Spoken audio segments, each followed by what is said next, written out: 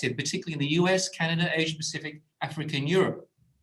And our aim, as the panel title suggests, is to emphasize the interdisciplinary research potential of tourism geographies.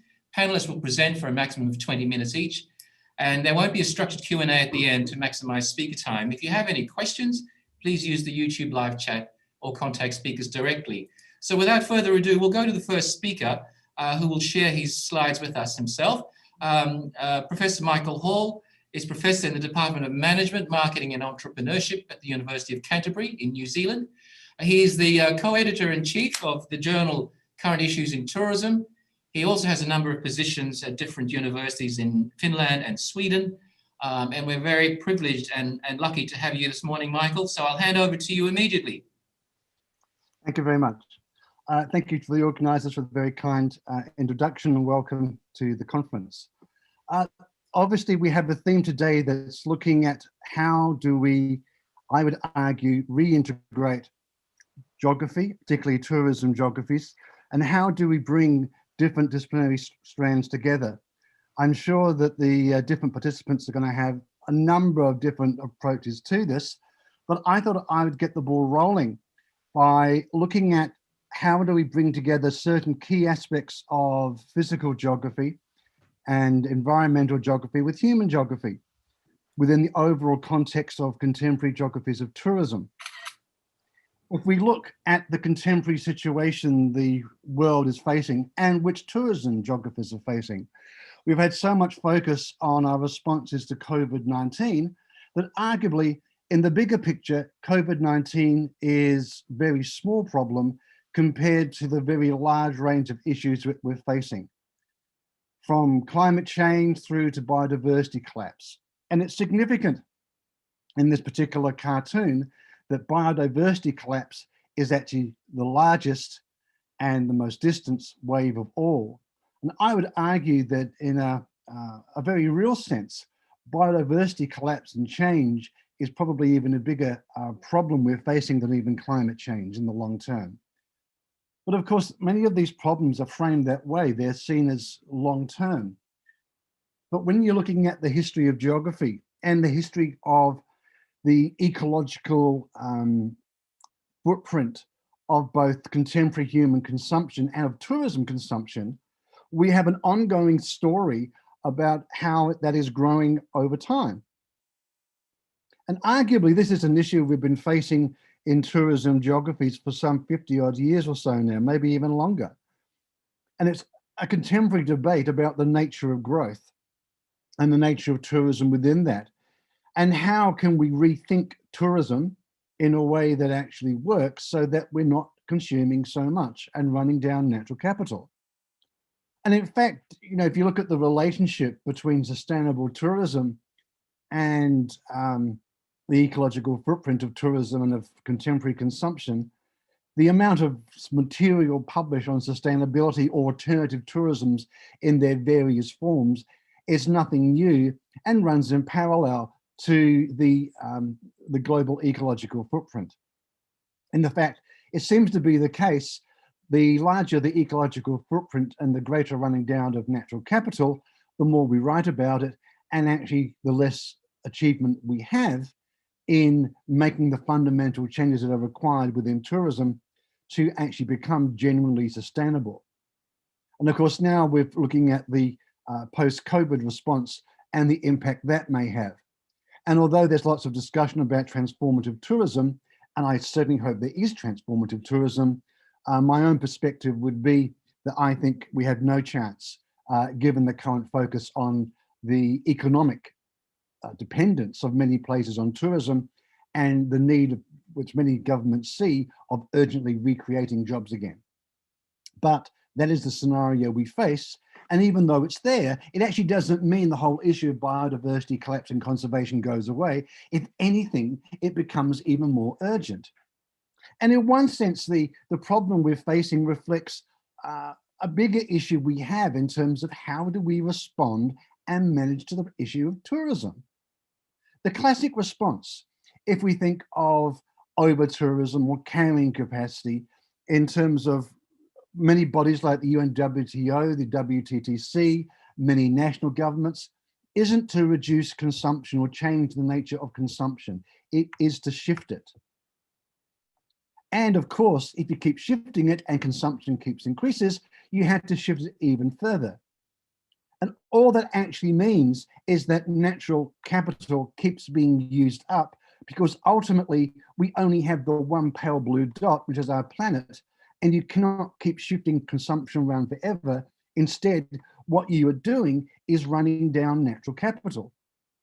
And tourism is a really good example of this. You can look at many island environments within which tourism is a major focus. And even though it's often justified in terms of the environment, the reality is natural resources, natural capital is being run down. And it has a very real flow-on effect in terms of biodiversity and in terms of the impact of humans on the planet. And so most of the strategies that we see in terms of managing over-tourism, frankly, do not work. Or from the global picture, all they're doing is shifting the problem around. And of course, an obvious question to ask is, why conserve biodiversity anyway? And how does tourism fit into it? We can come up with at least 5 and probably even more actually different reasons why. It's important in terms of ecological complexity and ecosystems, without which we wouldn't survive. It's also important in terms of ensuring organisms do not go extinct. And even from a purely utilitarian perspective, which I wouldn't advocate personally, but even from that perspective, what are the costs in terms of species dying out and the loss that actually means in terms of food supplies, medical supplies, that kind of thing. It's also important, we can argue from a biodiversity perspective, to allow evolutionary processes to occur in their own right, as far as possible, without us hindering them. Obviously, biodiversity has an anthropocentric value in terms of the goods and services it provides us, but I think we can go further than that and say that, well, surely do other species have a right, an intrinsic right to live in their own right? But from a tourism perspective, obviously biodiversity is also important for tourism development. I mean, Tourism 101 often tells the story about how good tourism is in terms of conservation, being a justification for national parks. And yes, there is some truth in that. But I would argue that it is not altogether clear in some cases, because it's not universal. It's uneven in terms of tourism's contribution. Even in the short term, it tends to focus more on charismatic megafauna, otherwise known as large, cute animals with big eyes looking at you. You also have charismatic flora, beautiful flowers, a sequoia. It also arguably applies more to certain ecosystems, like reefs, for example. And clearly, nature is also important in terms of imaging and branding. However, tourism also applies pressure onto biodiversity. And if you look at the types of pressures that exist, you've got habitat change, overexploitation, pollution, invasive alien species, and climate change. And tourism is deeply involved in all of that. And here is where we come to the pluses or minuses for tourism, because tourism, as well as being a justification for conservation, is also having a major impact. It has an impact in terms of emissions. It has an impact in terms of trampling. It has impacts in terms of environmental change. Now, the problem is some of these impacts are cumulative, or they occur over the long term. You don't see them straight away, but they are there. And so therefore, of course, you have the irony that some so-called ecotourism activities to places like Antarctica is often justified in terms of creating environmental ambassadors, is actually some of the most high emissions trips you can possibly have. But you don't see it, but the impact is real. And you may even have a paradox that the very tourism that's meant to go help conserve species by providing an economic justification for that environment, because of its emissions cost, may in the long term actually help contribute to the change that means you'll lose them. If we're looking at how tourism responds to biodiversity conservation, historically, tourism has been involved in a number of different ways. You have on-site conservation, off-site. Often there's a voluntary codes of conduct to reduce pressures. And that also part of that may be reducing biosecurity pressure. And significantly, and something which ties into my main focus today, is that of rehabilitation and volunteer tourism programs. And this is where we come to, I think, what is an emerging theme. I can't say major because actually the number of people who actually work at the interface of biogeography and environmental geography and tourism is not very great, but it is a wider area of interest in the natural and social sciences, and that is of restoration, ecology, and rewilding. In fact, if we look at the Convention on Biodiversity, one of the things that's been discussed is that should the current decade, should it be a decade of restoration? And if that's the case, then clearly rewilding will be part of that. But in terms of this notion of integration, I think rewilding is also significant because it has the idea of a recoverable earth, optimistically, in terms of both natural and social well-being, which clearly in the COVID-19 era is something of great significance. If you're looking at this broad notion of rewilding, and it is a broad notion, it's something which also ties in with long-standing tourism geography interest in things like wilderness and environmental history, and looking at the nature of wilderness places and nature both in the social and the physical context and how they may be integrated, and clearly also notions of landscape and place. If we look at the uses and notions of rewilding, what we're actually seeing is the evolution of over time of different ways of approaching the subject. So if we go back to 20 odd years, you'll see much more focus on sort of wilderness origins in terms of the 3 Cs, cause, corridors, and carnivores, such as the reintroduction of wolves, for example. But as we've moved over time, we've also seen debates over the introduction of megafauna that's been lost in the Pleistocene.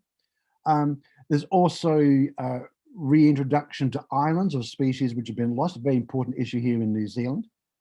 We also have other focus on ecosystem restoration, the use of abandoned land, which is actually significant in some parts of Europe, and the release of captive bred animals back to the wild. I mean, these would be things that would be familiar to many people who've watched a good David Attenborough documentary. However, more recently, it's become part of a wider debate about humans, and the fact that the majority of humans now live in urban environments, and what is that doing to our relationship with nature?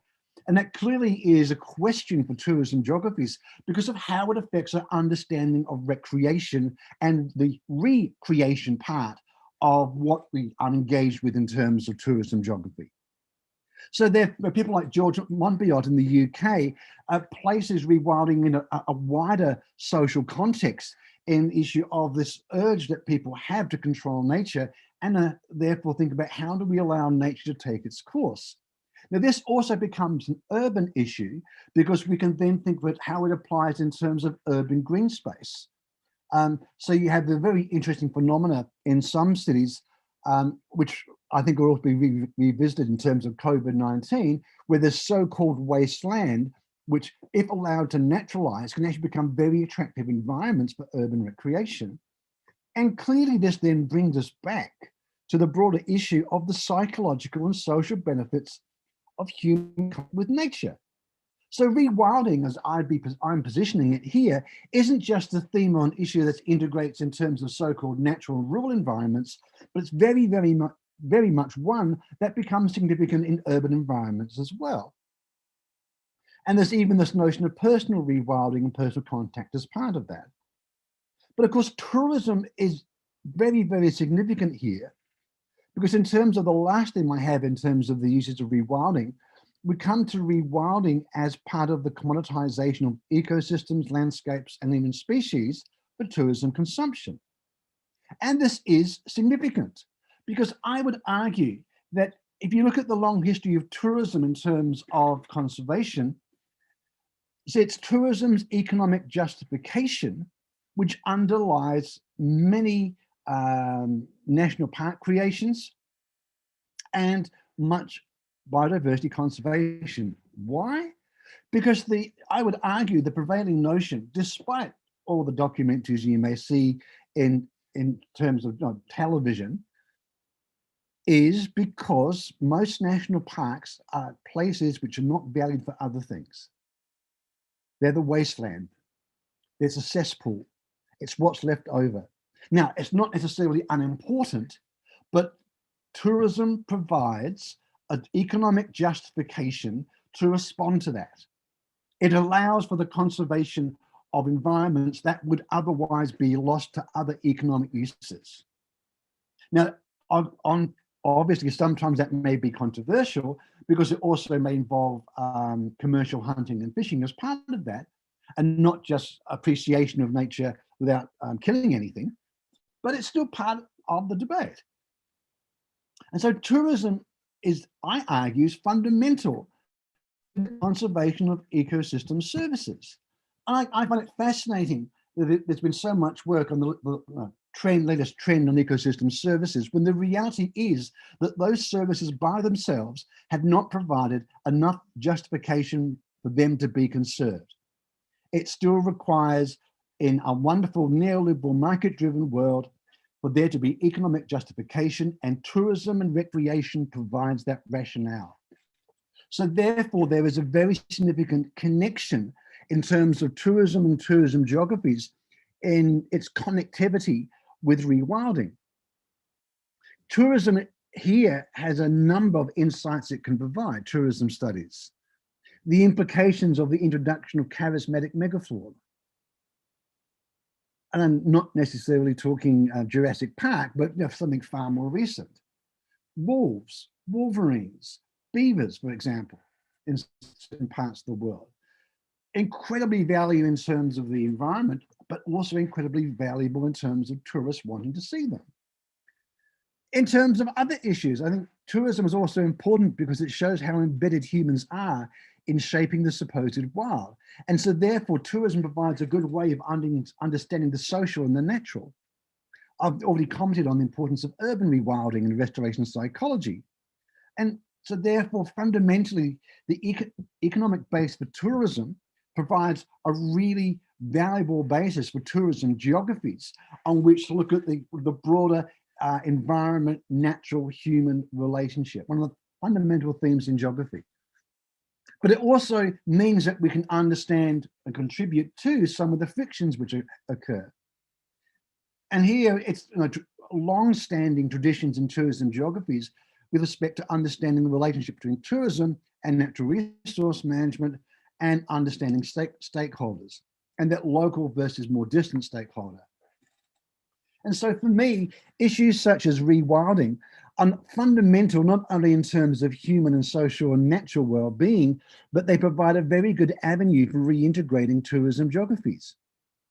It's an opportunity to reintegrate physical and human geographical traditions, and that is included in our education as well. It's also very significant in terms of the importance of understanding environmental perception and landscape perception. It is a fundamental contribution to reducing the scale of climate and environmental change, and is therefore a very important part of critical human geographies. I think also it's a way of understanding other concerns we have in terms of providing new local tourisms and recreations, by also noting the contribution rewilding can make in the peri-urban environment. You are therefore providing a basis for persuading people to travel locally. And clearly, to me, this is all part of a new applied tourism geography, which is applicable in all environments. But we do have some fundamental questions here. If you look at the history of what we have in terms of the tourism and conservation relationship, there's often been a focus on charismatic rather than non-charismatic species. And that's meant actually a quite distorted notion of what's valuable in terms of conservation. And I finished by posing this question as part of a future research agenda. What does this also mean in terms of subjects? Because if we look over tourism geographies over the last 30, 40 years, you'd have to say the integration of natural and human geography is not very pronounced. If anything, it has reduced over time.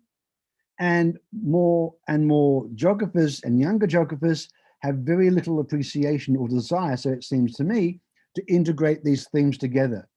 But I would argue that if tourism geographies is going to make a fundamental contribution to this situation and the awful problems the planet faces and which the tourism industry faces, both in terms of a consumer and in terms of a supplier of the environmental situation, it is something which we need to adopt and adopt urgently.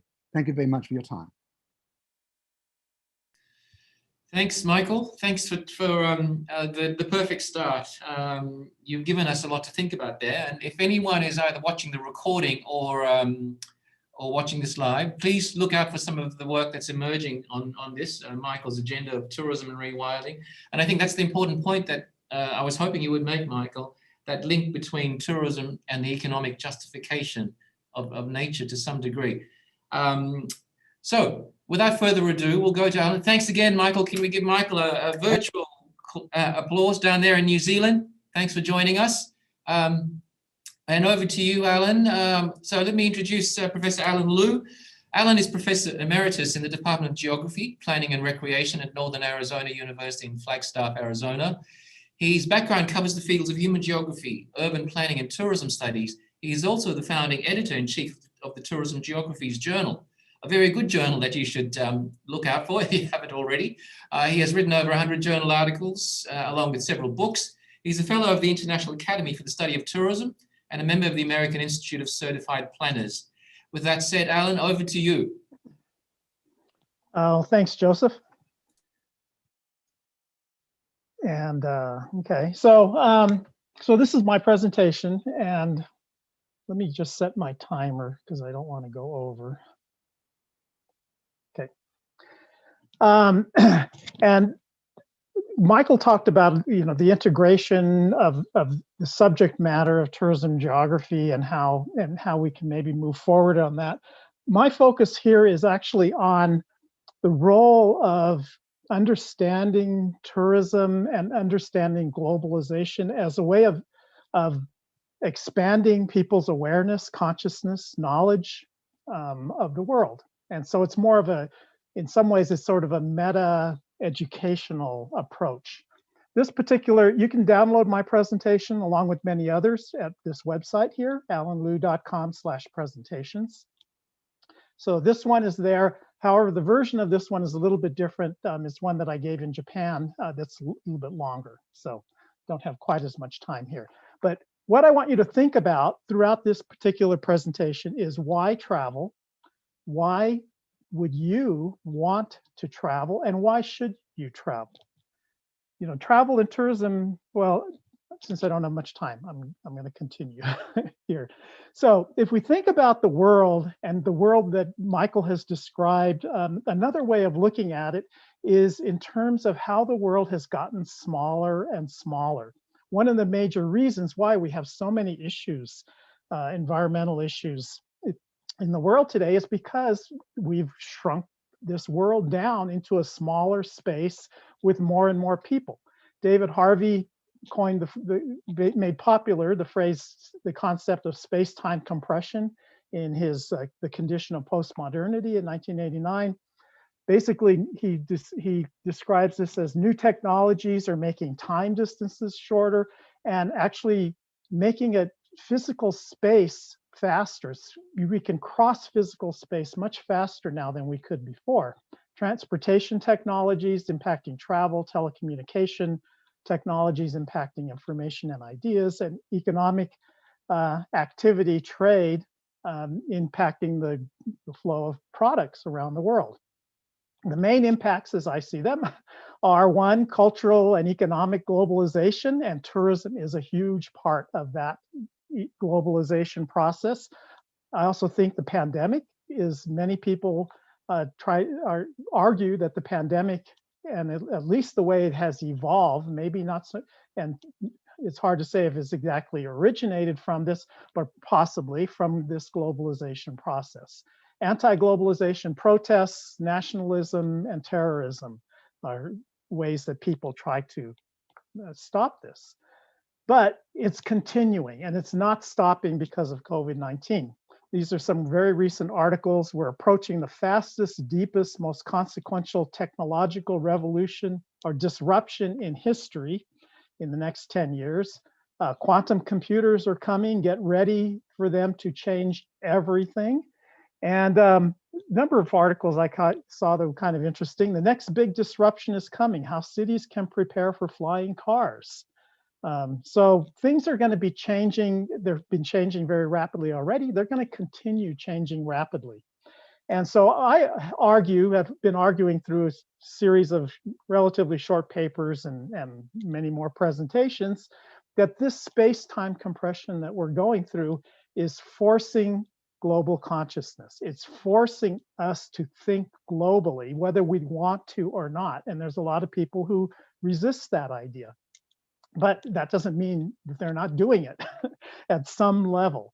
And so I think we are developing this global awareness, increasing this global consciousness across the planet because of these changes in technology.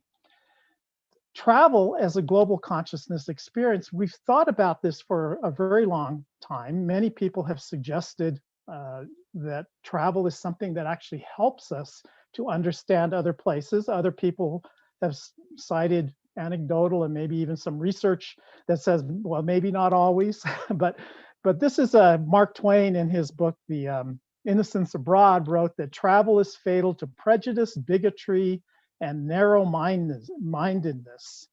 And the second sentence, broad, wholesome, charitable views of men and things cannot be acquired by vegetating in one's little corner of the earth all of one's lifetime.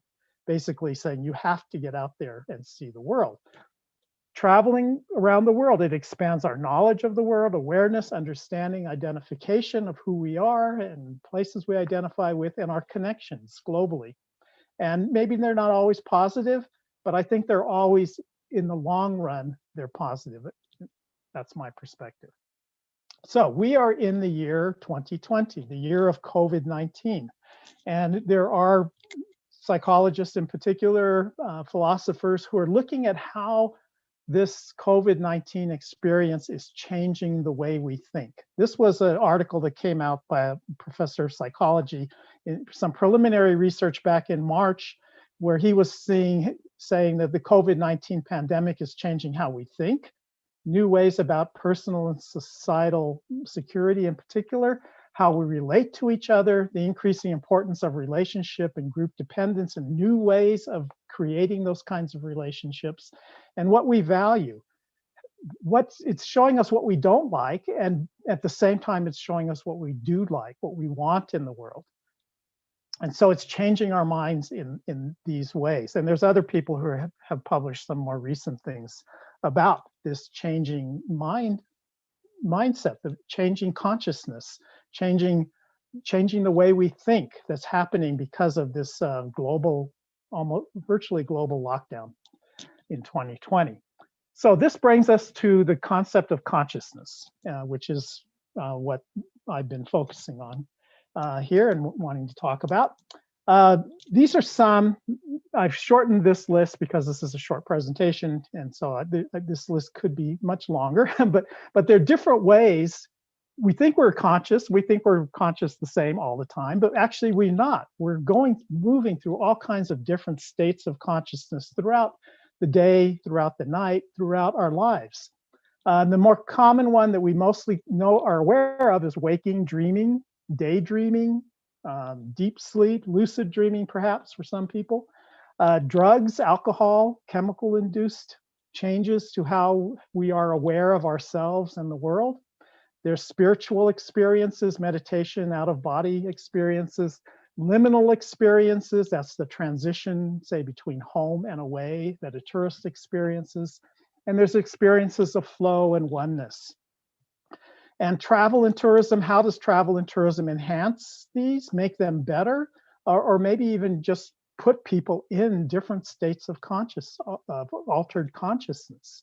So I argue that tourism is a consciousness altering technique. It's one way that humans use to change their consciousness, their awareness of the world and awareness of who they are in the world. There's a quote up here by Alva Noe, a philosopher who focuses on consciousness. And he says that human consciousness is not in our brain, but it is in our interactions with the world, its people and places. So it's how we interact with the world that makes us actually conscious, is what he's arguing here. But tourism creates new and changed states of consciousness. You're taken completely out of what you're familiar with and put in completely into something you're unfamiliar with. And of course, the range of that unfamiliarity can change. I think that's the reason it's so popular, because people love to change their consciousness. They love going to movies, for example. Movies is like one of the closest things to like a tourism and travel experience. It's just not fully embodied as tourism and travel is. So I think that's actually the reason why tourism is so popular. It's because people really love changing their consciousness. They really love trying these new ways of seeing the world out. These are some of the ways in which tourism is most known for how it changes consciousness, inspiration and self-reflection, but also there's culture shock and reverse culture shock.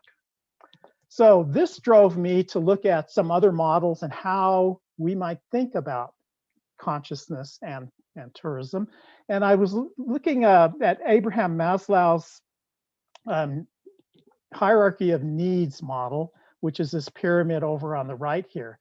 And this has been applied to tourism. I mean, it fits tourism fairly well. We have these basic physical needs here, which are sometimes considered deficiencies but basic physiology, food and water, security and safety. This is basically what the hotel industry provides us, right? Hospitality industry when we travel. There's emotional deficiencies that we want to try to overcome: belonging and love, community, self-confidence.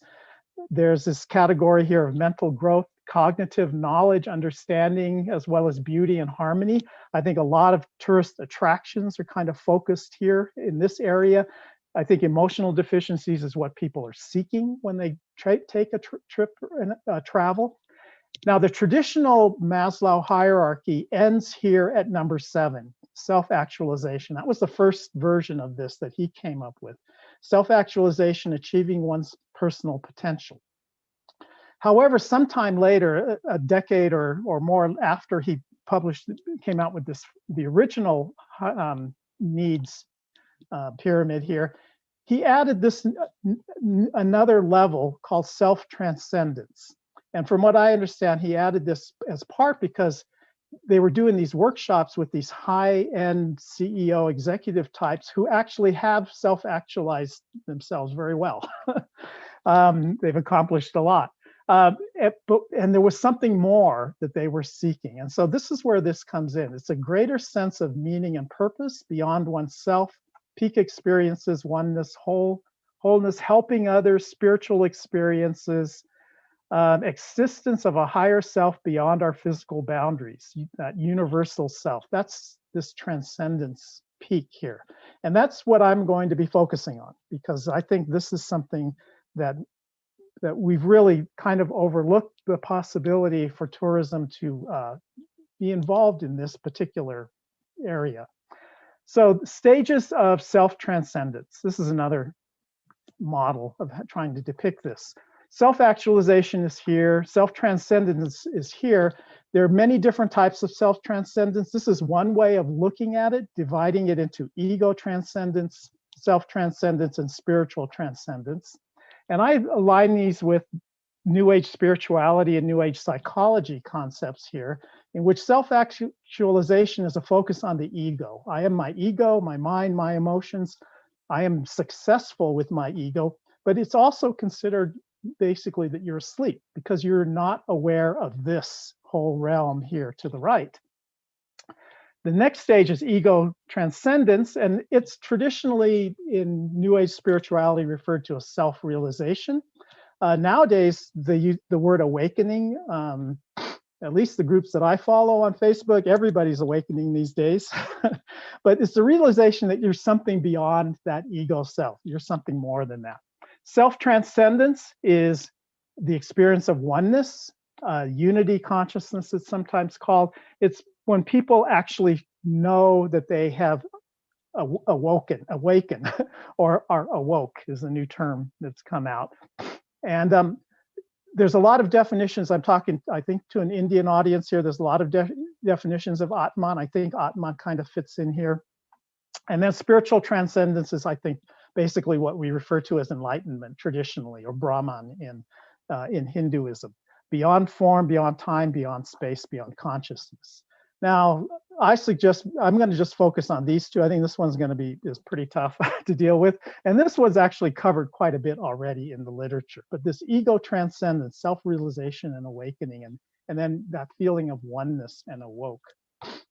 How do we see that in travel and tourism? And how can travel and tourism bring people to those higher states of consciousness, of global consciousness? So self-realization or awakening experiences, this is just some definitions of that. Experiencing the inner silent observer viewing the outer dynamic of change of the world and appreciating that change that's taking place. Beyond the ego, more than myself, self-reflection, mindfulness, and silence, being non-judgmental, flow, and spontaneity are some of the characteristics of this.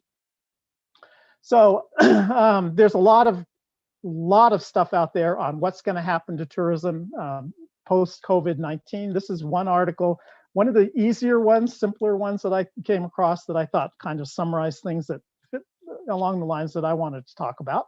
But sustainable travel as a standard, a lot of people are talking about that.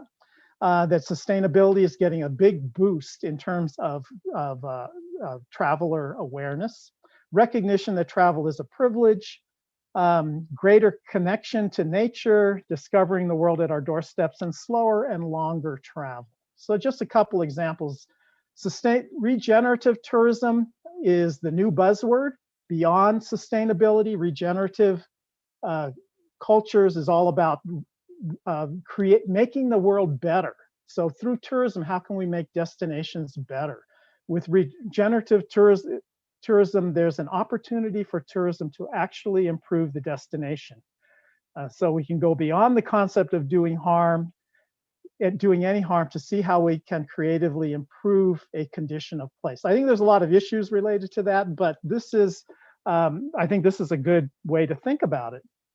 And it's a recognition that things do change. It's that awareness of change that's taking place, and what my role is as a tourist. The new escapism, isolationist travel. Maybe it's not all isolationist. I took a cross-country trip in October here in the Western US, but everybody is out in nature. So nature is a huge thing right now. Getting outside is essential for human health and happiness. And in this current moment in time of stress and anxiety, the outdoors are more important than ever. And this is a website that's really successful. This kind of outdoor experience here in the US is taking off like crazy, wanting this type of camping, isolation, and glamping, luxury camping type of experience. And then there's a new travel company starting up during this period of COVID-19. Basically, it's in the UK and is focusing on train, boat, and bike tourism in the UK and France initially, and then spreading out to the rest of Europe. The owner believes that companies that take a more sustainable approach to travel once restrictions are lifted might fare better, and is on a mission to take flight-free holidays into the mainstream. People are looking for a different way to travel, slow and local. Okay, so ego transcendence, beyond my ego, regenerative travel, self-reflection, that isolationist travel, non-judgmental flow and spontaneity, that local and slow travel. So I need to speed up a little here, but this is the last section. This self-transcendence, unity consciousness, being awoke.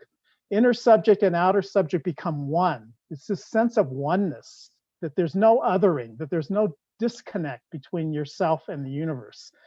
Also, though, psychic and spiritual skills, abilities come into play here, the bliss experience, and the idea that everything is perfect, synchronicity and authenticity. Community immersion. This is, some people say this is going to be one of the hot new areas of sustainable tourism. I think we used to also refer to this sometimes as experiential tourism.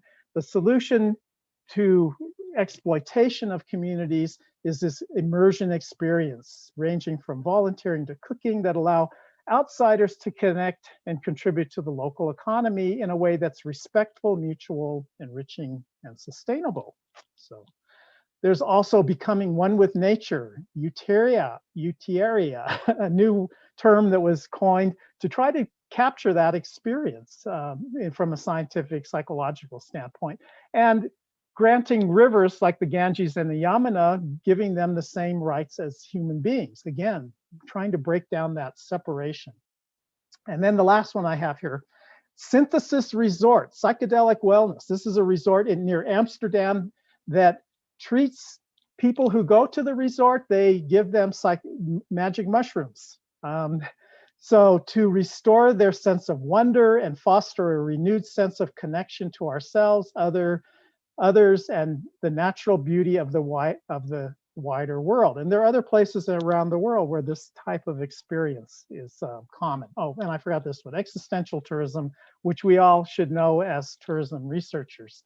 When the tourist stops being a tourist, basically. That's, again, overcoming that othering. So this transcendence and self-transcendence, that immersion tourism, and remote workers, that's what slide I took out. But going that oneness beyond othering, river rights and euteria, psychic and spiritual skills, things like psychedelic resorts, and that perfect synchronicity and authenticity, that existential tourism, are areas that we can play with this. Nature tourism, ecotourism, adventure tourism are tagged as going to be the fastest growing areas once things settle down from the pandemic. They're going to be the first to recover. All of these ones on the left here, I think, are primed for these kinds of self-transcendence tourisms that I've been talking about. But these other areas here can do that as well. So the real voyage of discovery consists not in seeking new landscapes, but in having new eyes. Marcel Proust. And that's my presentation. Thank you. Thank you very much, Alan. Thank you for taking a perfect segue from what Michael was talking about in nature and the transformative potential of tourism for humans. If anyone's interested in hearing more of Alan's work, he had a website up on his first slide. I think you did, Alan. Please have a look at that. Unfortunately, in trying to maximize the time for everyone, we can't hear as much and have a question and answer session. But thank you very much, Alan. For Alan, it's nearly midnight, so thanks for staying up. Our next speaker. I'll stay around for a while. Okay, thanks, Alan. Our next speaker, if I may, I'd like to introduce Dr. Sonia Gracchi. Thanks, Sonia. Well, for Sonia in Toronto, it's nearly midnight, so thanks a lot. Sonia is an associate professor at the Ted Rogers School of Hospitality and Tourism Management at Ryerson University in Toronto, Canada. Dr. Gracchi is also the director of Ryerson's Hospitality and Tourism Research Institute and the author of 2 books, one of which is Sustainable Tourism on Island Destinations. And she's also director of Accommodating Green, a boutique consultancy that focuses on developing sustainability strategies for businesses and destinations. Thank you, Sonia, and I'll hand over to you. Thank you, Joseph, and thank you all for having me. Despite the fact that it's 11, I'm quite excited to be here. I do start every presentation with our traditional land acknowledgement, so will read this to you, but basically we acknowledge the land upon which I sit here in Toronto.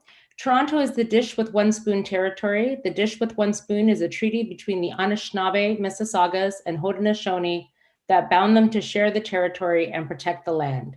Subsequent Indigenous nations and peoples, Europeans, and all newcomers have been invited into this treaty in the spirit of peace, friendship, and respect.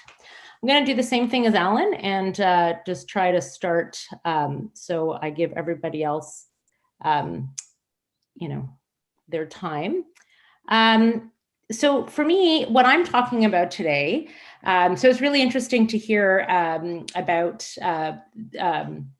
Michael and Alan's perceptions on tourism and transformative travel. My work has always taken more of a practical approach. And so I'm talking about how we can achieve some form of sustainability in destinations. And I'm focusing on a case study in Fiji on an island destination that I have been working in.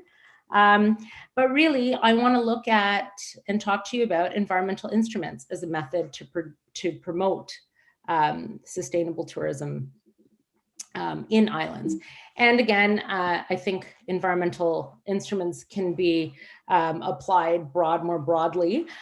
So I'm very much focused on voluntary initiatives in my work, on looking at stakeholders, on how we can develop bottom-up policy with communities, how we can have kind of multi-stakeholder approaches.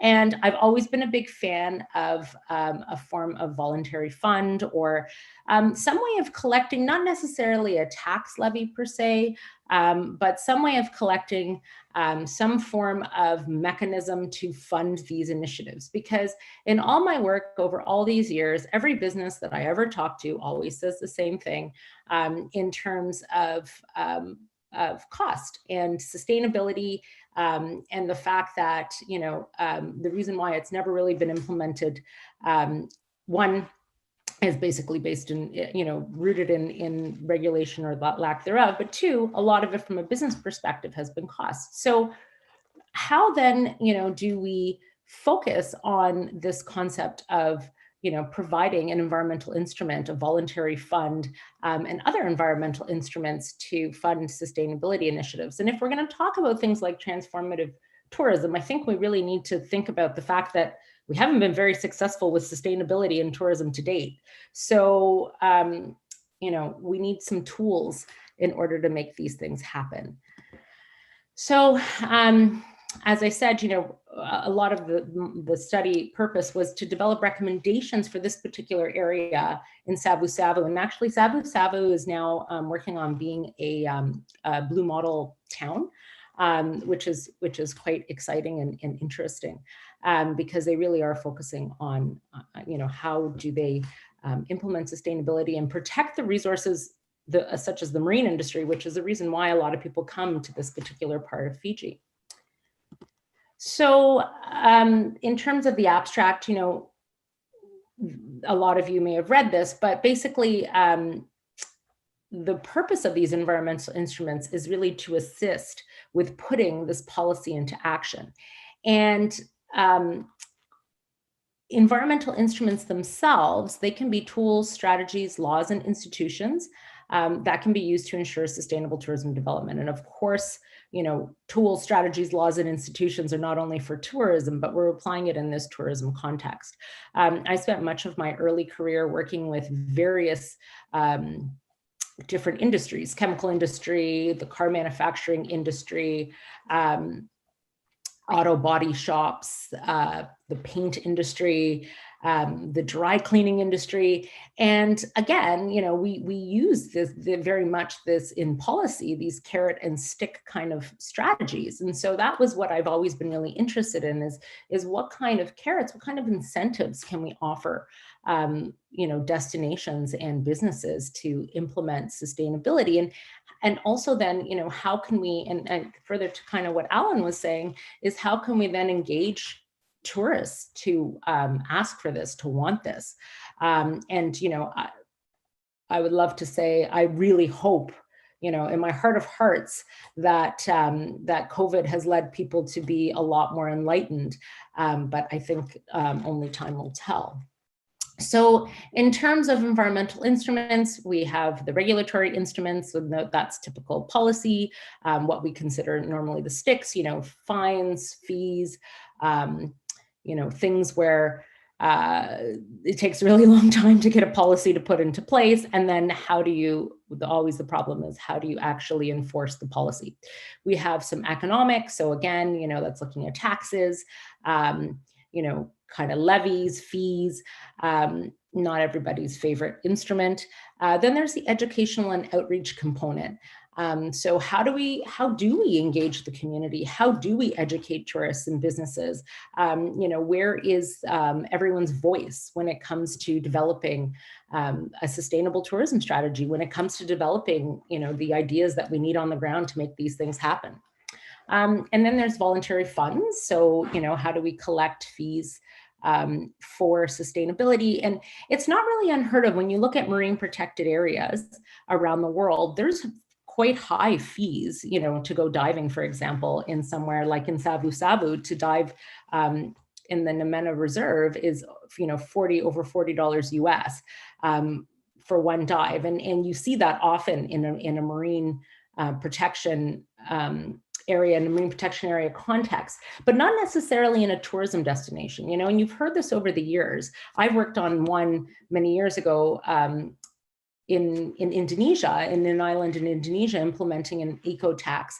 And it was really quite successful for a long time, and people didn't mind spending the money on it. But then you also hear that certain destinations, like in Mexico, for example, wanted to increase or wanted to charge a fee of $1, and the businesses were really upset about that. So I think there's some different context about how it's worked. Another really good example is in the Balearics. They've tried them and then they did it again. Sometimes they can make it very complicated. In the Balearics, in Spain, their eco tax is based on star rating of hotel. And so it gets a little more complicated. If you stay at a better hotel, you pay more money, for example. And institutional. So, again, looking at different, maybe not necessarily the government, but having, like, for example, in this particular context, the Tourism Association kind of driving sustainability. So in terms of the theories, so of course, we really are talking about, again, I think this is really neat how we all kind of converge in terms of our ideas when we're a bunch of tourism geographers talking in a space, but, looking at our natural resources, right? How are we managing our resources? How are these destinations, especially when we look at island destinations, in these really sensitive areas, like in Fiji, how are we managing our natural resources? And so we have the tragedy of the commons, Ostrom's governing the commons, which really was built on that. And I'm going to touch on a little bit more briefly, and then stakeholder theory and analysis.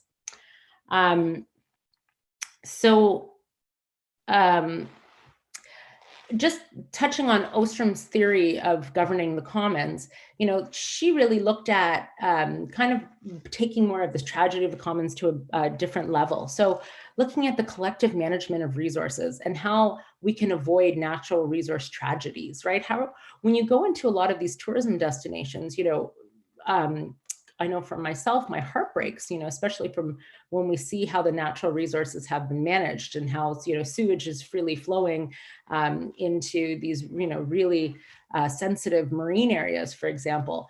And so looking at, that neither the state nor the market is uniformly successful in enabling individuals to sustain this long-term productive use of natural resource systems, and how can collective action actually increase the returns from these appropriation efforts. And she also came up with 8 design principles, which illustrate long enduring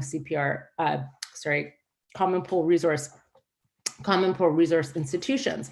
And so I'm not going to go through this necessarily because this is a very short presentation, but this is something really interesting if you're looking at natural resource management, especially in the tourism context. And these are some of the things that I'm going to talk about in the case study, collective choice arrangements, conflict resolution mechanisms. And this is a lot of what my work has been focused on. So the reason why I chose Savu as a destination is because it is located, it's a lesser known area of Fiji. It had a really amazing high-end resort owned by the Jean-Jacques Cousteau. I was really quite interested in that particular resort itself, because a lot of my other work looks at, greening of accommodations.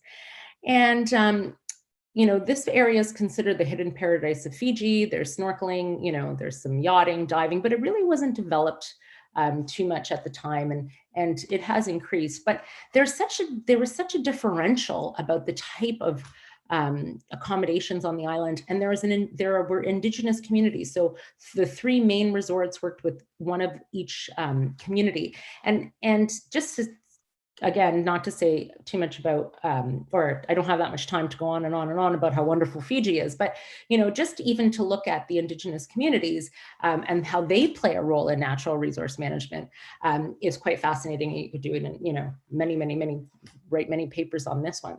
So some of the issues in Fiji, like other island destinations in the world, issues such as improper waste and sewage management, no sewage management at all. That's not really unheard of in an island destination. That's not actually even really unheard of in some North American destinations. So, again, lots of issues with waste. Many community members work within the tourism industry. It went from a coconut plantation and now it's mostly focused on tourism. High employee retention in the tourism industry. So like I said, a lot of the three major resorts work with one of the three indigenous communities. And so people stay there for a long time. At the Cousteau Resort, they paid very well. They worked really closely with the local indigenous community. They brought people to the community. Everyone in the resort came from the community. So there's very high employee retention. And the tourism industry employs many of the local indigenous peoples. So just the semantics, I'm a qualitative researcher. I like to do interviews. I love to do interviews because I love to talk to people. And so this is the second time. This is the second visit to this particular destination. But in this particular study, we interviewed basically all, 41 stakeholders, which were a lot of the kind of the main stakeholders, in the area. And so this is just a brief little, who we talked to in terms of stakeholders. And so every time I go into a destination, we look at who the stakeholders are and how we can ensure that we talk to as many stakeholders as possible. So what did we find out? Well, basically that not an overwhelming amount thought there was a natural resource management issue. And again, I don't think that this is necessarily surprising. Yes and no. I think I was surprised more, about the wastewater pollution issue, about raw sewage and not having the ability to treat it. That physical waste, not again, a lot of people didn't necessarily see that an issue. Marine environment destruction, a lot of people didn't really see that as an issue. They thought there was a natural resource management issue, but when you kind of delve deeper into it, not so much. And Cyclone Winston damage, at that point in time. They were hit hard with that. And so there was a percentage who also thought that there was an issue with the cyclone. And what are the barriers to tourism development? So some of the barriers that came about was, again, the current airport, they didn't think that it was properly structured in order to bring in tourism, lack of waste management, again, lack of government support, mangrove destruction, food security, lack of planning and environmental assessment. And basically, some of the existing environmental instruments, they already had an environmental levy, so a tax. So there was a government tax on all services and products that were incorporated into a bigger tax. And then there was fishing taboo. So that's basically like no-take zones that are run by the chiefs of the communities. And then different voluntary initiatives. Like I said, there was the Cousteau Resort and some of the other hotels did some other cool things in terms of their voluntary initiatives, but there wasn't really a comprehensive strategy. So when talking to stakeholders about what kind of environmental instruments they wanted, they already felt they had a tax. So they were afraid that if they were to put in one that was focused on sustainability, like a voluntary fund focused on sustainability, you know, some of the other hotels also collected for the community. So the Cousteau Resort collected, I think it was $4 a day per person to go towards the community in terms of their health initiatives and their medical care. And to help with things like when Cyclone Winston happens or current cyclone, that they would help rebuild. So they had a fund. So I think the stakeholders were really worried that people wouldn't pay for sustainability. But I have to say, in some of my other work that I've done, you know, where we asked tourists in Indonesia and in Thailand, tourists are very willing, and I've done another study recently that's just coming out in Indonesia as well. Tourists are really quite happy to pay a bit in terms of supporting the local destination in terms of sustainability. But in this case, you know, the stakeholders said that they didn't think that that was necessarily the best option, but the Tourism Association thought it was a great idea. So again, community improvement was something they wanted to look at, you know, education and other types of community-based initiatives. So how would they fund change? Well, they wanted the government to fund it, you know, private partnerships, for example, so the accommodations, voluntary funds that could be collected from the large resorts. Like I said already, Cousteau was already doing that, potential for an NGO to do so. So there were a bunch of different ideas. So I guess the whole point of this is it's important to create the dialogue. It's important to have people think and talk to each other. And that's kind of the whole process of a multi-stakeholder approach. So, so I think, thanks, Joseph. So I think, you know, there was some talk about stakeholder distrust of government spending, uncertainty of the ownership, like who owns these natural resources and who's supposed to manage them, that the Tourism Association was perceived as the most trusted and influential stakeholder, that there was a need for a transparent and trustworthy voluntary fund and one that was managed collectively, that there was lack of stakeholder involvement in decision-making and lack of education on sustainable tourism. So really, I think what the work there highlighted was the importance of stakeholder education and stakeholder participation, and that even though most stakeholders could identify the key issues of Savu-Savu, they did not know how to make the changes they desired. And there is also lack of knowledge on the role natural resources play for the tourism industry, which I think falls in nicely with the last two presenters because it's extremely important.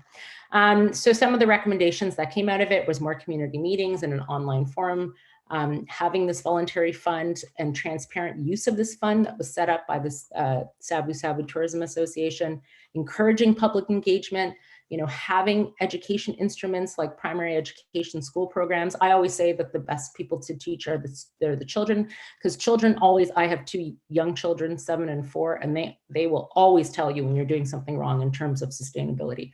If you don't turn off your water by brushing your teeth or you throw something out in the wrong bin, they will always let you know. Public education resources and you know, tourist education, which is extremely important. So just to conclude this, because I think my time is up, but small island destinations, they have their own cultures and systems that make them unique. And you know, this particular industry is dependent on the natural environment. So we have to protect this environment. So how do we get into a destination and work with all the stakeholders and increase public participation and increase education and implement a mechanism so that these collective decisions can be made and really, you know, increase sustainable livelihoods. So thank you very much for listening. And back to you, Joseph. Thank you very much, Sonia.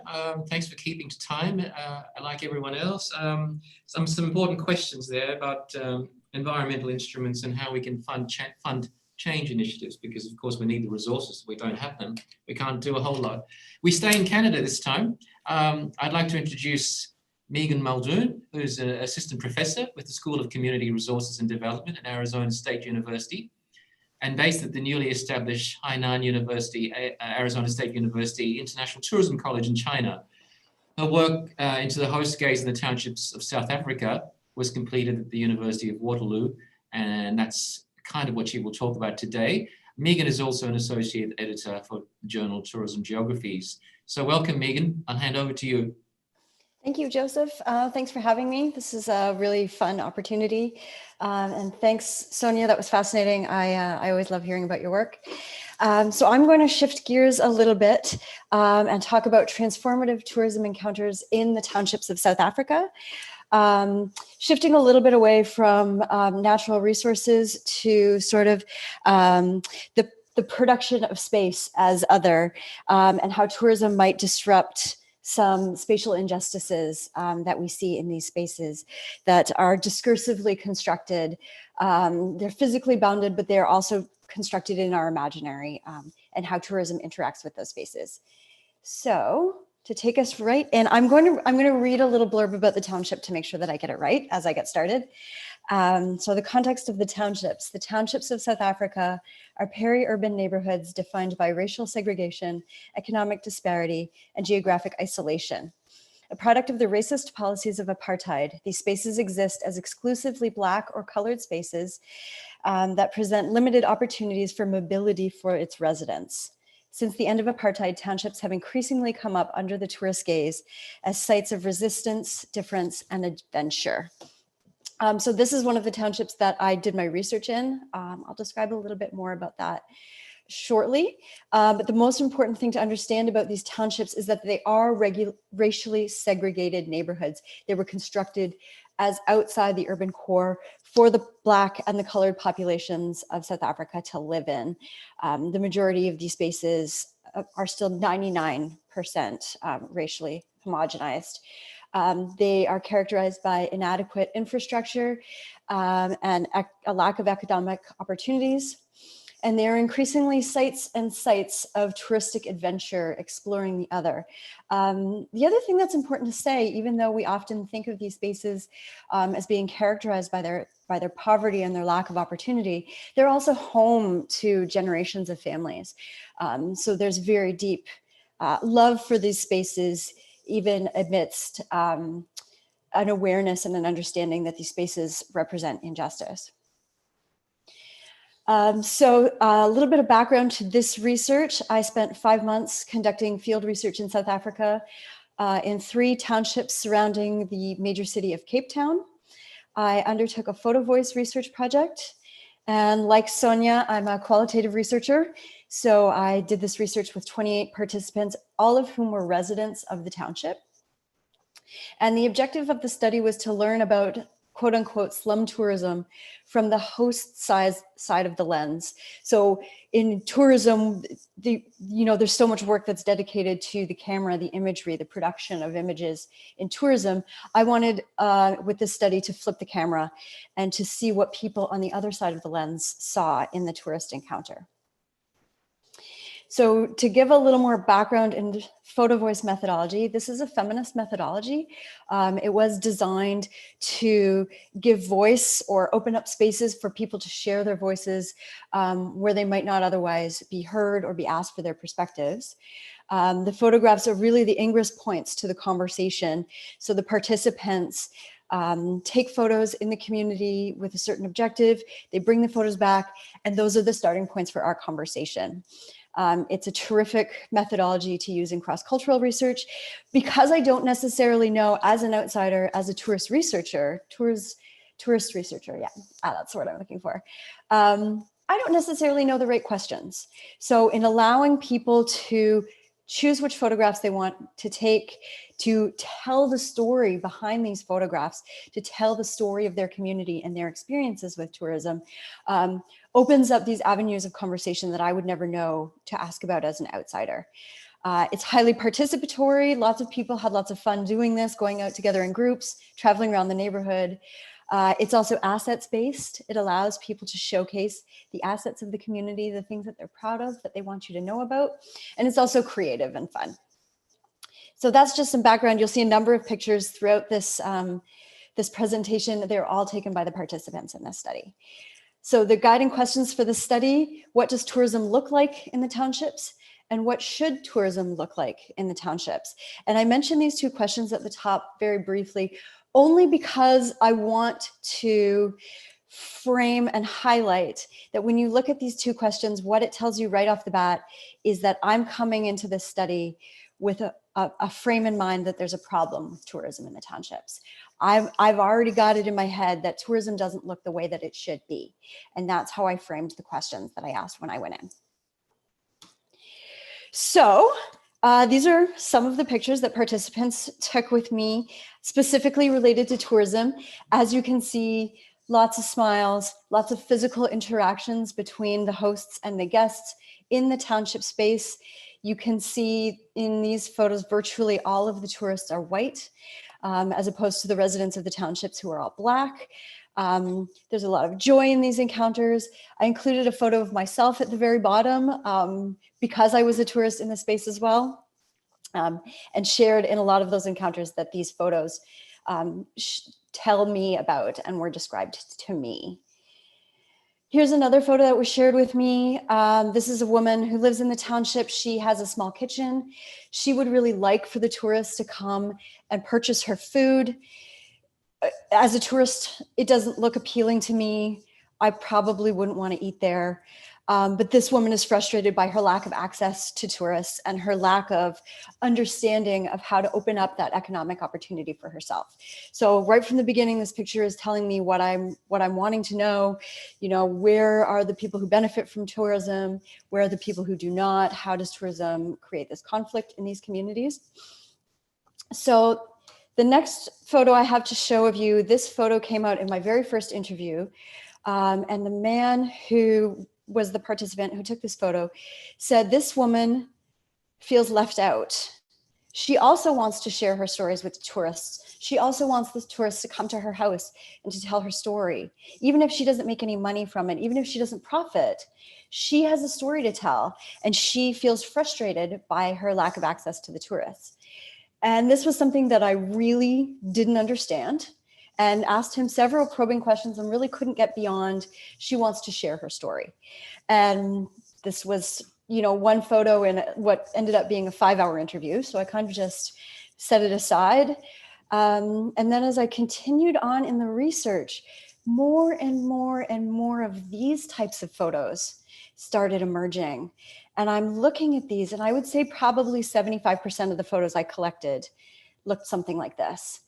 And I'm thinking, like, this is a graduation ceremony and a birthday party and a hairdresser.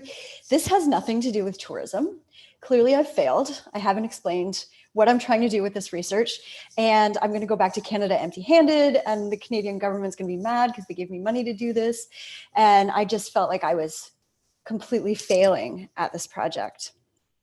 And as I started to see more and more and more of these photos, and people started describing to me what was in these photos, I realized that what people are actually telling me is that they want the tourists to see their lives.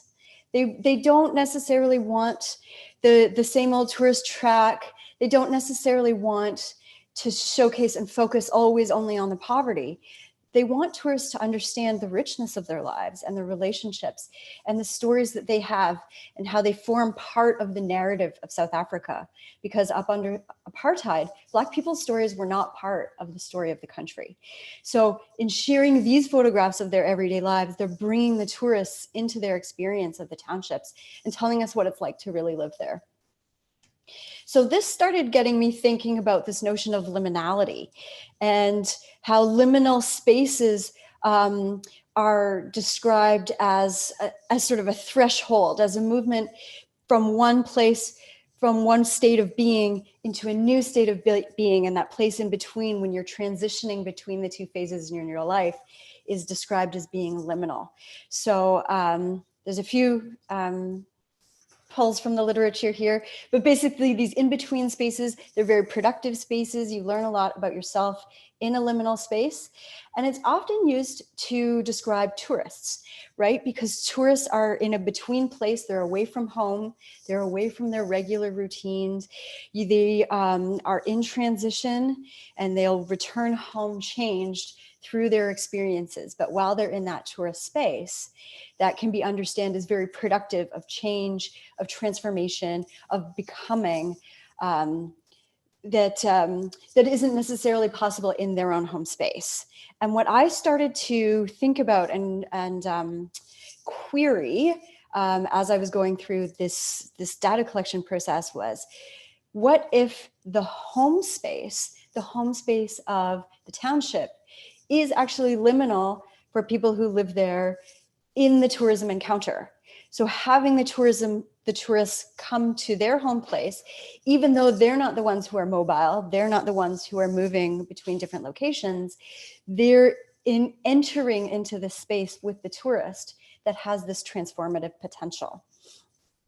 So I started to think about that and do some analysis. And these are some of the themes that emerged through that analysis as a result of that data collection process. So the first is a change in one's status. You change in your relationships with others, your physical being maybe changes, your economic being changes. The second is transformation through encounter.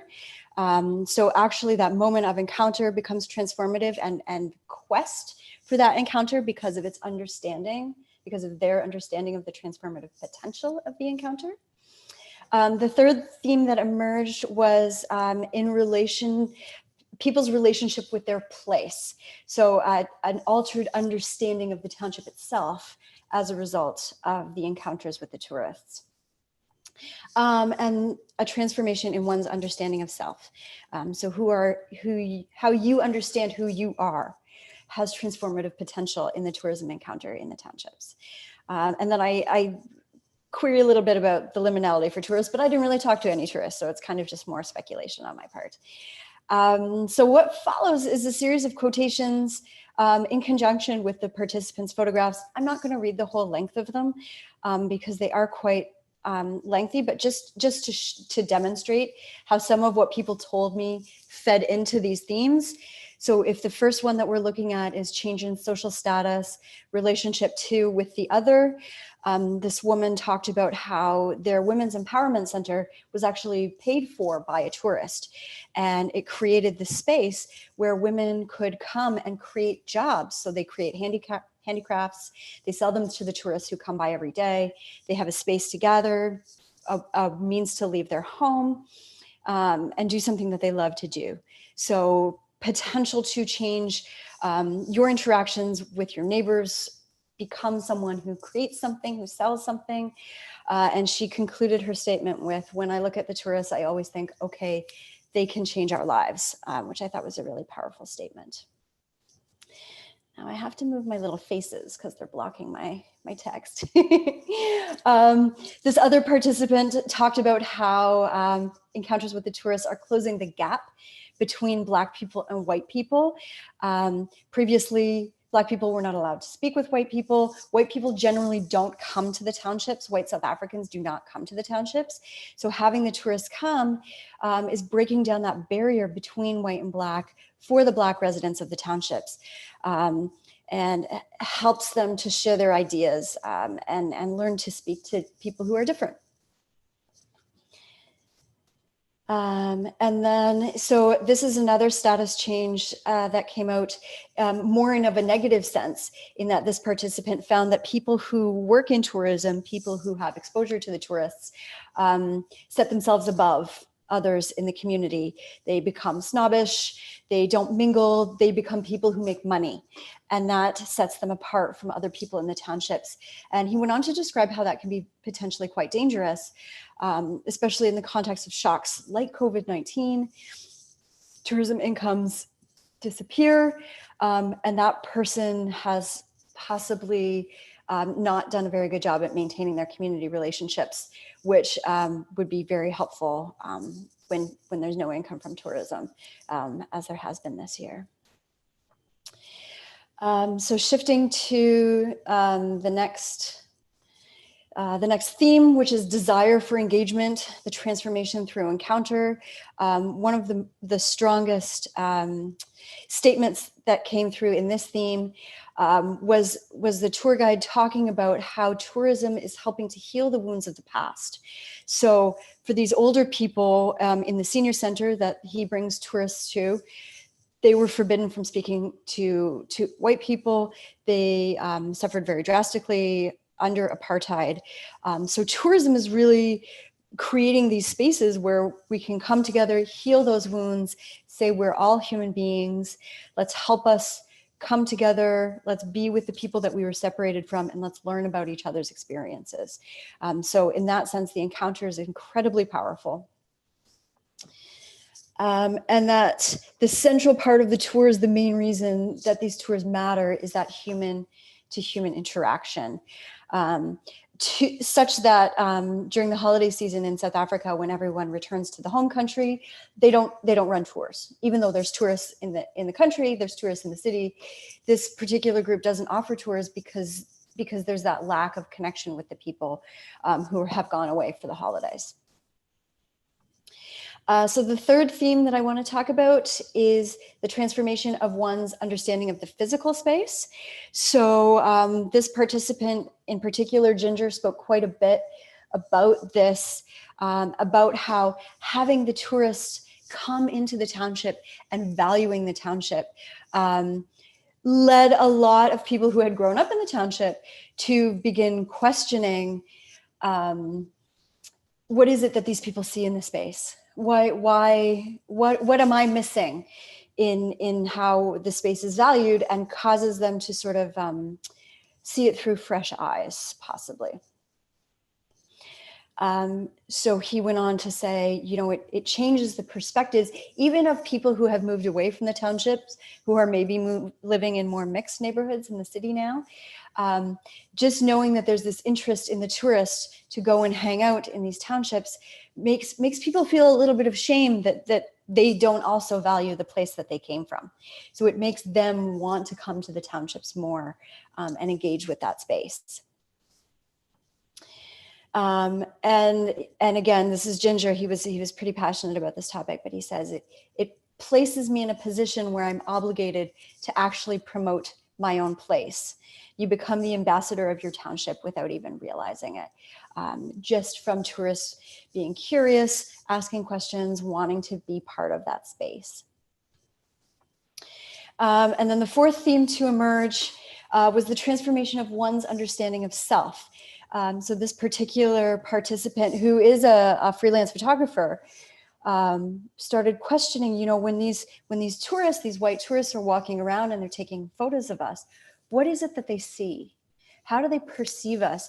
How do they construct the narrative that these photos tell them after they've returned home? So for him, it became a questioning of how they're being represented in tourists' eyes, and consequently, how do they want to be represented in the tourists' eyes? And then along that theme as well, this participant who is a tour guide said, you know, tourists always think that it's just about them. It's their experience.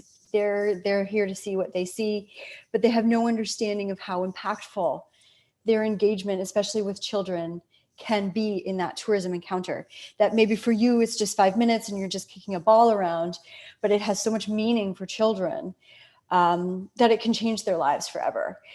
So just he wanted tourists to be cognizant of that transformational power that they have in their encounters with children in the township. And then again, this transformation of one's understanding of self, what people, according to this participant, what people don't realize when they're compelled to talk about their space, when they're compelled to share the story of the township, is that unconsciously, they're really learning how to love themselves and their own people.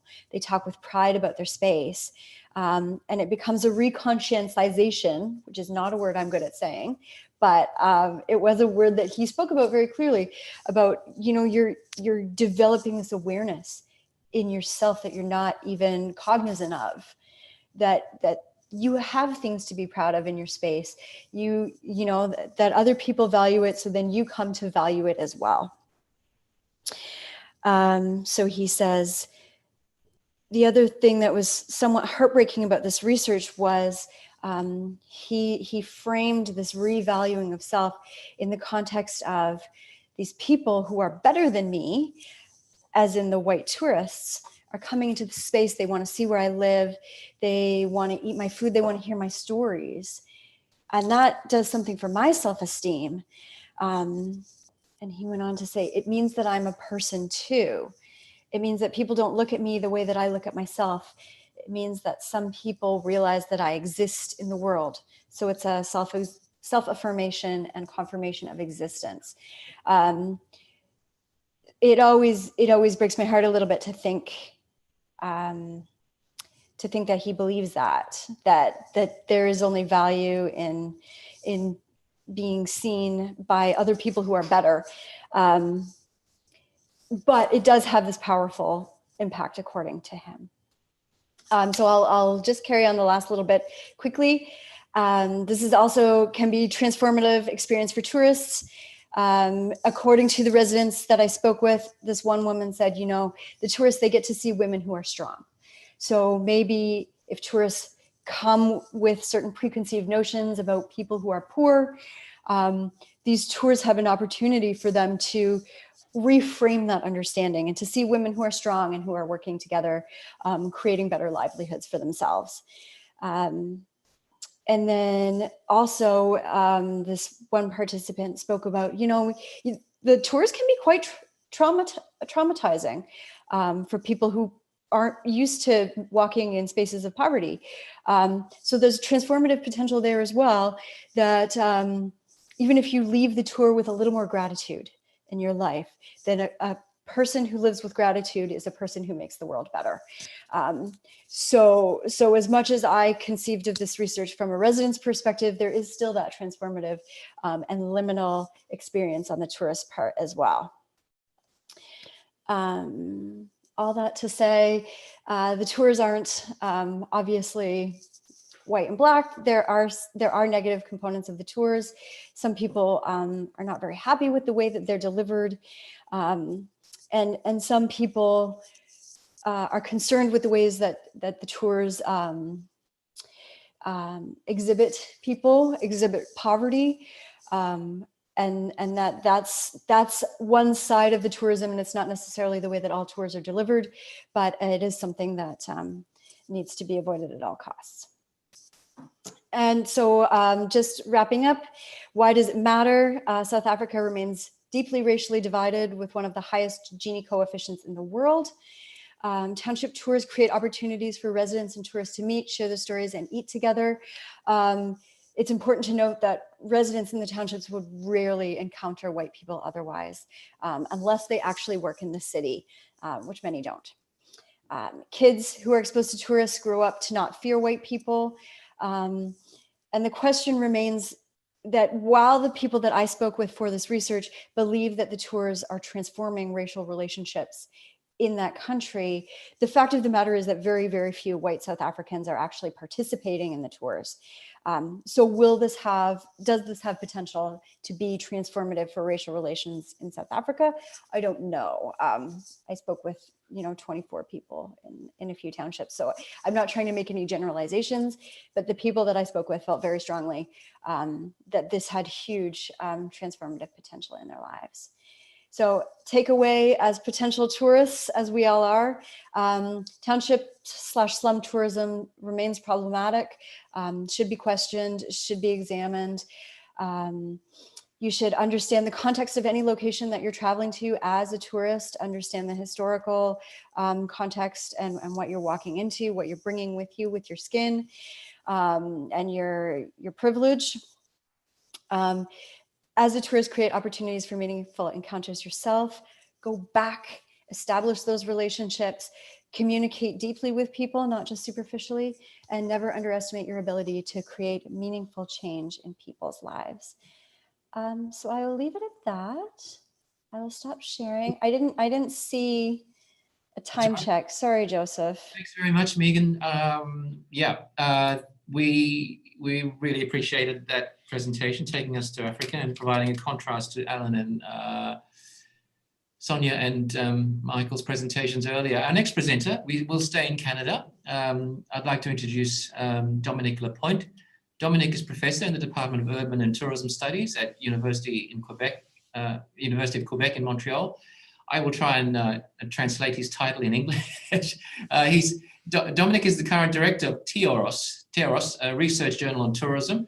He also holds the chair in research in the dynamics of tourism and its relations with in the socio-territorial areas. He's also the leader of a group of research into the interventions of tourism and territory and society.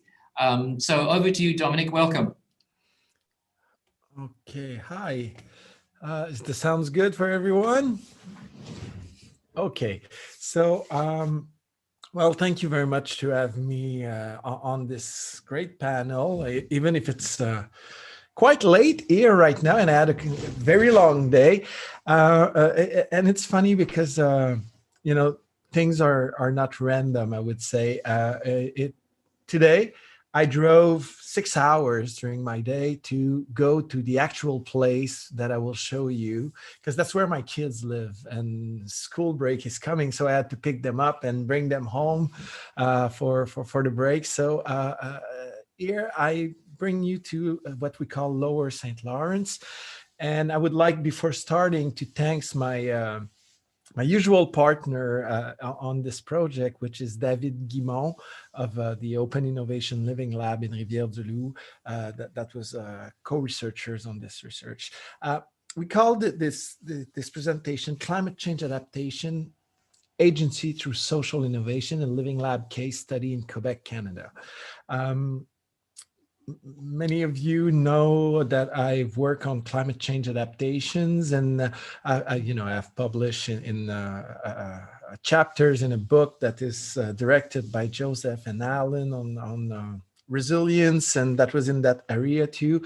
But after a couple of years of working more, I would say, with traditional research, we decided that we wanted to go more with an action research phase. You know, we wanted to actually work with the stakeholders about, you know, innovation through towards climate change adaptation. So we got a Social Science and Humanity Research Council of Canada that would like to thank for this project. And so we started, you know, with that idea that, you know, like tourism industry is vulnerable to climate change, and, you know, like this changes force tourism and tourism areas to adapt. Of course, that's kind of a truism, but it represents quite a lot of challenge. And at the time, it was starting to be a priority, I would say. Now, you know, with COVID, it kind of went a little bit under, but it's still going, and it shall be still a priority, and will be a priority once the vaccine will be distributed. And the adaptation is influenced by time and spatial dynamics. And that's what, you know, we were working before on a more traditional research. And then we said we would focus on the social and the collective dimension of adaptation to climate change. And we see adaptation as a transformation, as doing something new to adapt. So we kind of look at the social innovation a framework for stakeholders. So the adaptation to climate change, is it a process of social innovation? Well, when we look at the literature, we can see that in tourism, there's a low propensity to cooperate, to innovate. But then you get an emphasis on partnership to foster social innovation in adaptation to climate change. So, you know, you get those two, and we say, let's try to do that research action where we'll create a living lab, because that contradiction with, on one side, tourism having a low propensity to cooperate towards innovation, and the other side saying that, you know, social innovation and partnership is quite important in, you know, to succeed and go forward with adaptation to climate change. We're saying that, you know, maybe there's a need for an effective and efficient intermediary to improve cooperation and stimulate innovation. And from the literature and our experience, we thought that the Living Lab could play that role. So what we did, so it's a coastal tourism space, and the Living Lab is a partnership between public, private, and people. And so we look at it and we say, okay, we have our coastal tourism space here, and the Living Lab as a social innovation process will, you know, create an adaptation loop where people, public and private, will interact together. And we were, looking at how the institution interplay with the sense of agency in terms, of having agency on the adaptation process. So if we look at the agency literature, not, I won't solve the agency, all the agency debates and questions that come from sociology, but still, in the literature, we can see, Anthony Giddens with structuration theory, where he's saying, the structure shape and constrain the action, but also enable it. So the social agent are self-reflexive, but the actions also are set in time and space. And that's quite important.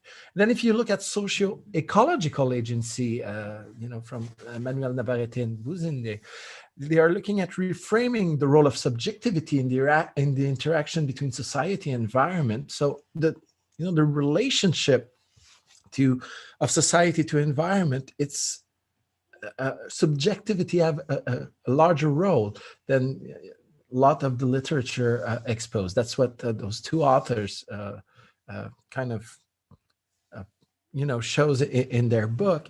And the socio-ecological agency, it's about building new narrative and imaginaries of that environment society relationship, and those new narrative can give agency towards adaptation.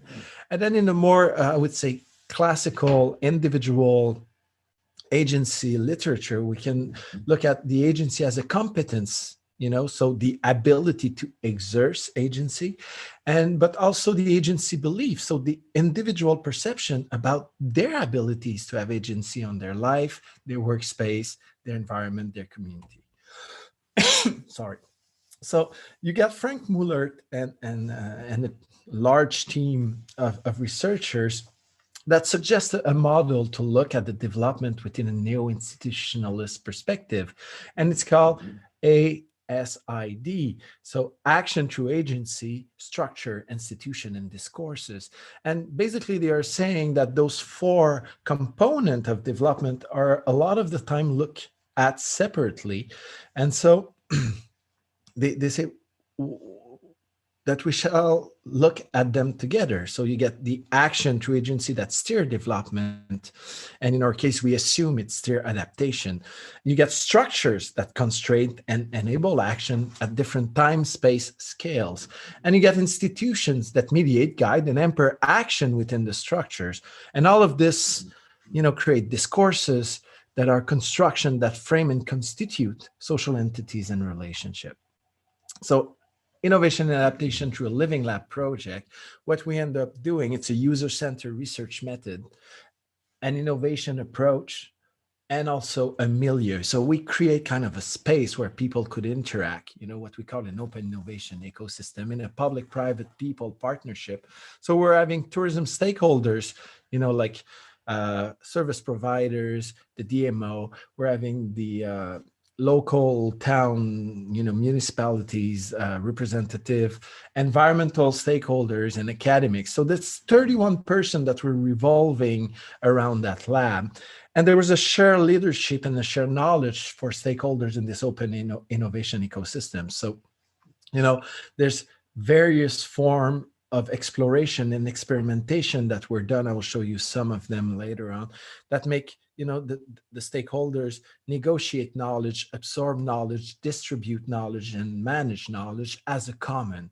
And so we create also time and space, events to reframe problem and produce new discourse and prototype. And I won't, expand on the Deleuzian, I would say, dimension of event that could, that is bringing to those kind of moment, because I just have 20 minutes. But that's an important part of the open innovation, social open innovation process we set up. It was that through those events where we actually, kind of had conflicting representation, negotiation, and distribution of knowledge. So the methods in the case study presentation, well, it was an action research of the community of Rivière-du-Loup in Quebec, Canada. And we're having different data collection strategies. So we had expert and gray literature's review and analysis, a project journal during you know, in that research, the first year we had 3 meetings with participants, lots of journaling, participant questionnaires, experimental lab in the field during 3 days involving park user, residents and visitors and stakeholders. We use yarn and trees to set up different level of water, of the rising water with different time frame, and that people interact with that, saying like, you know, in 30 years, here's where the water will be, and this and that. And also we had a lot of participatory online map making. You know, people like to put dots on maps.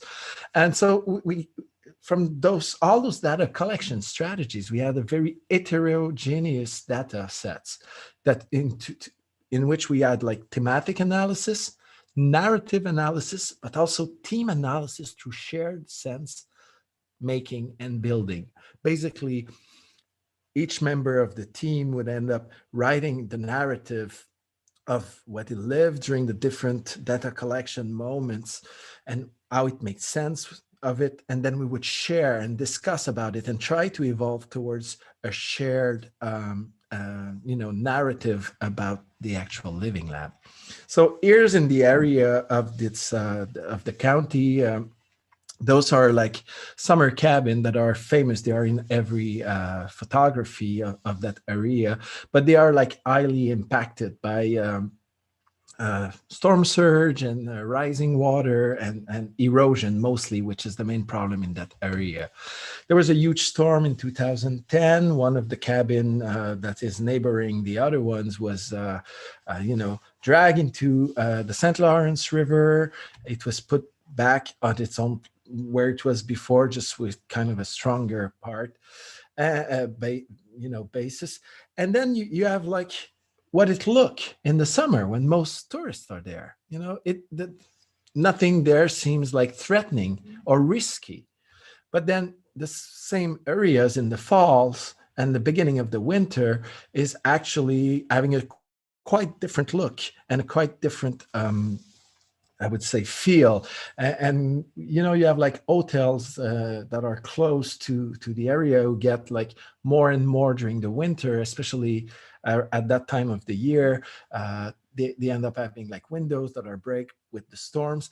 It's not that we have more storms or the storms are much stronger. The idea is that the ice cap that was protecting the shore from the wave of the you know, of the December, and I would say like November, December, January storm, you know, it's less and less strong, and it become, you know, it's get there later and later during the winter. So December storms 20 years ago, 30 and 40 years ago, a lot of them would have their strength that would be broken by the ice cap that was formed.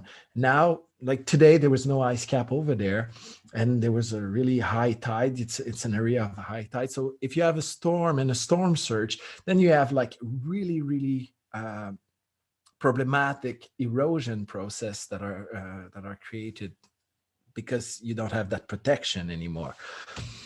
And so individual, like the data was collected, but also some of them was co-created. So individually, collective and scientific representation of climate change. So basically we had each stakeholders, you know, writing about what climate change was and for them and how they live climate change in that, in their daily life and in their activities and their tourism activities. Then we had like a collective get together where actually people negotiate and try to get, you know, some kind of a build and shared understanding of the situation in the environment. And then we had Uranus, which is a scientific consortium, like I would say hard science consortium on climate change that were invited. And so we kind of confronted like the official, I would say, climate science with the lived climate experience. And then we had an interactive mapping of risk and opportunities with climate change, where people were actually identifying tourism resources that were at risk, but some that might have some opportunities with the fact that, you know, climate changes make the environment evolve and the weather also. And then we identified barriers to innovation and adaptation, and we work with I would say, a tool that is called the basket of values. So what are the values that you put in the basket concerning all those points that you put on the map, and what the value you attribute to this point, and what values you attribute for them in the future? Do you want to let them go, protect them, invest in them, etc.? So that's another participatory, I would say, data created in traces of understanding of climate change in the area. So when we have all those data and the whole history of the living lab during 2 years, we made that ASID analysis, where basically we're having scales, micro scales, mesoscales, and macro scales. And we have like stakeholders, and we have discourses, institutions, structures, and agency. So when we look at the different stakeholders, at the micro level, we're having residents, tourists, the municipalities, the local tourism offices, the local tourism SMEs. And then you have on the meso, we have like the county, the higher education, the college, the regional DMO, and we have the ZIP, which is a coastal,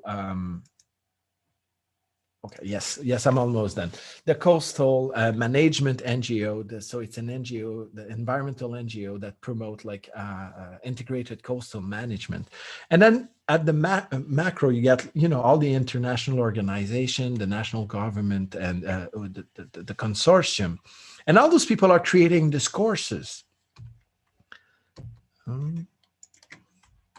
Yeah, and what we thought is that to bring in the living lab, the micro and the meso discourses, and try to get some shared understanding, and of course the macro, mostly the international organization discourses, are not directly in the living lab. We didn't have anybody from the GIEC on the living lab, but they still influence what's happening in the actual events and activities of the lab. And what we thought would happen is that the living lab would end up, creating its own discourses, and that discourses would be talking about ways to adapt, agency, that we could bring to the institutions, so institutionalize socially and politically what the discourses and the action of the living lab would see as desirable in terms of adaptation, and within what was enabling by the structure, and that would give adaptation. And then we have that virtual, that really desirable loop of adaptation. And then, you'll see how this adaptation is good or not, and then keep going. But actually, what really happened is that those discourses, the agency of the stakeholders didn't translate to the institutions, because we're having structure climate science, the capitalism, the time and space, but also institutions like market, land tenure, and the tourism sacralization that is there since the 19th century, that was conflicting with what was of the adaptation discourses that were promoted and desired by the stakeholders. So there was some kind of, I would say, there was an agency ruptures. So, and that's the conclusion. So the observation that we were having afterwards is that the subjectivity in the discourse of climate change are mostly about erosion and submersion. And the river is a presence. It's almost an anthropomorphized presence in the relationship to the space and the people. And people talk about the river with discourse of meaning and emotion and spatial meaning to the river. But then there's a sense of distance with the science of climate change compared to their lived experience, because they don't talk about their local areas and what they live and how they live there with the same words. And climate change science is discursively framed as an institutional macro level, while adaptation is not institutional yet at the meso and the micro level. So basically, we're having stakeholders with high agency in their communities and sectors, in tourism sectors mostly, that understand the issue associated with climate change. Don't get me wrong, they can talk about it, they can tell you very much what's happening in their environment, but are in agency rupture to adapt to climate change because the institutional construct is impairing it. They express a loss of agency belief, especially in terms of time-space framing of the issue. So, merci beaucoup. Thank you very much. And sorry if I went a little over. Perfectly timed. Thank you, Dominic. Thank you very much indeed. If anyone wants to know more about Dominic's work, I think you can find him in ResearchGate and Google Scholar. I think you'll find a lot of that, what he's talked about there.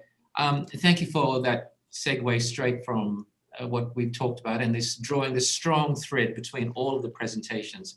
So with that said, we have our final presenter. In Australia, we would refer to you as having the graveyard shift, you know, the last, the last man out, last man standing. But thank you, Chinny Yong. I'd like to introduce Chinny Yong, who's Associate Professor at Sun Yat-sen University in the in the School of Tourism Management. He's co-founder of the Heritage Tourism and Education Special Interest Group in the Association of Leisure and Tourism Education, and is the Controversies and Discussions Editor for Social Science Journal, Hospitality and Society. So with that said, thank you, Chinny Yong, and I'll hand over to you. All right, yeah, thanks, Joseph, for the nice introduction. Today, I want to talk to you a little bit about what I think about Chinese travels. Very much trying to exemplify interdisciplinary research in geography by tracing Chinese mobilities and tourisms as encapsulated in the shifting notions of fun. What counts as pleasurable travel, you know, and how that has been viewed by the Chinese society and the state. As a result of that, significant changes in the societal discourses. And I will do this from the vantage point of a Singaporean who has been observing and researching this place for close to 20 years. More into that later. Some of us might have seen the nice poster that Joseph created, but I like the Great Wall, but we are technically not looking at the Great Wall today, although that could be really, really nice. We're looking further south of it into some of these places that I'll be talking about briefly later. Now, before that, some contextual stuff.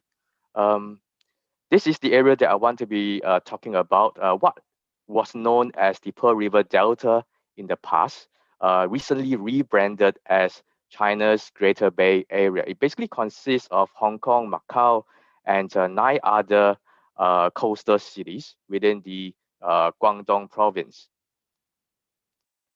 So a bit of that whole background of things. There has been pretty big changes in the last 3 decades with regards to mobilities and Chinese travels.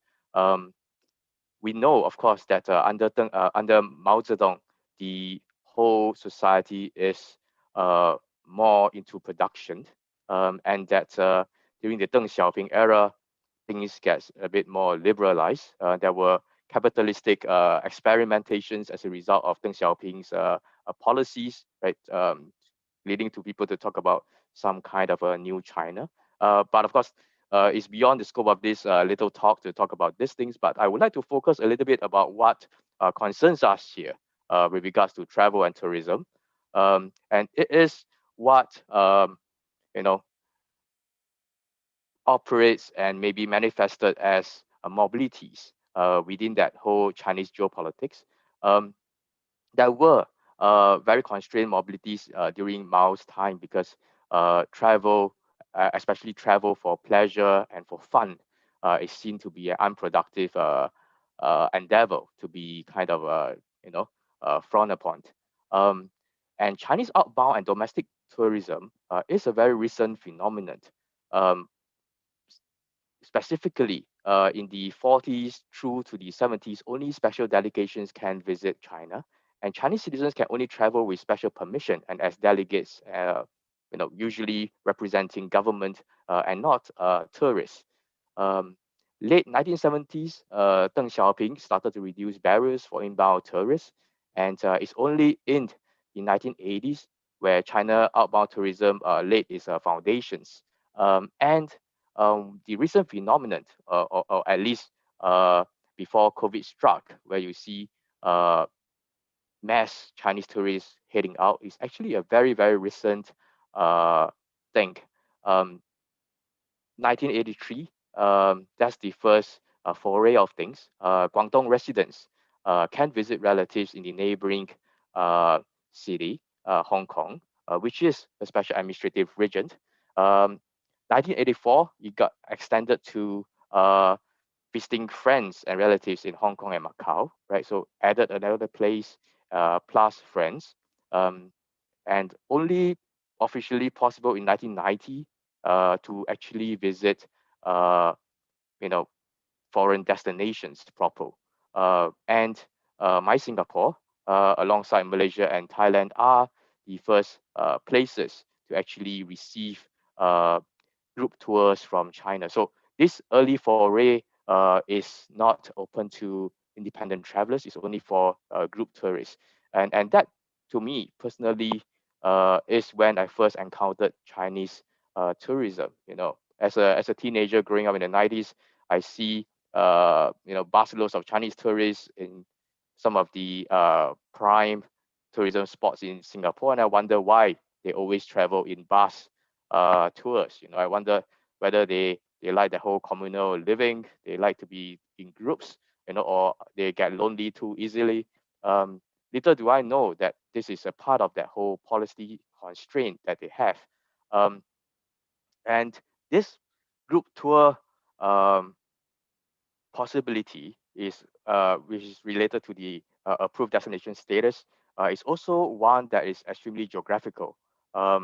It is one that is given to spatially selective residents. So only residents from the affluent coastal cities, including Guangdong, can go on this kind of group tours in the 90s. In the 1995, it gets formalized. So what I would want to talk about here, I think if I can synthesize some of these things and some of my thoughts, would be that there is a shift between the time of Mao to perhaps what we can call post-Mao, or to give credit to Deng, we can call it the Deng era, and to what is now the Xi Jinping era.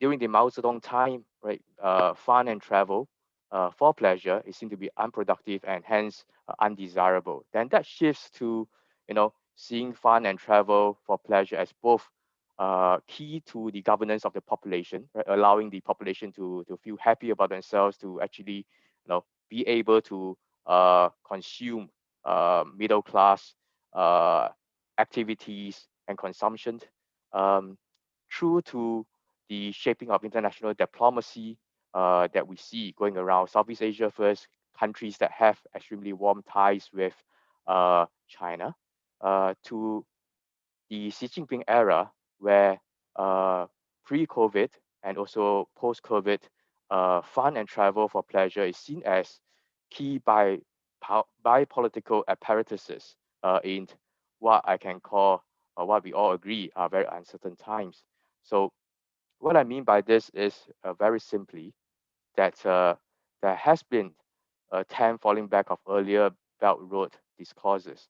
So before the COVID, there was a lot of talk about how tourism can be strongly aligned with the broader developmental ambitions that China has with regards to countries that used to be on, or what it interprets to be on its historical Belt Road areas.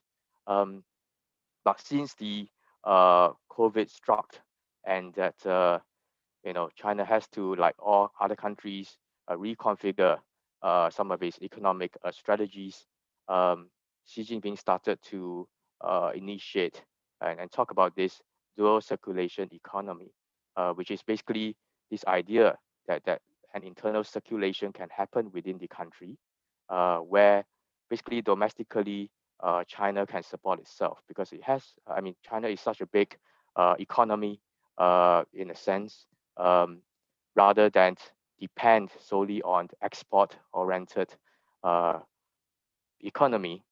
China can actually consume quite a bit of the things that it produces on its own.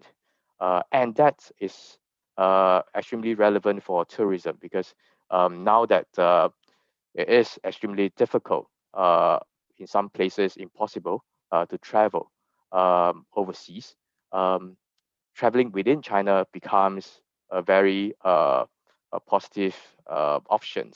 Yeah? But that happens through a very strong, perhaps bi-political apparatuses, right, within tourism.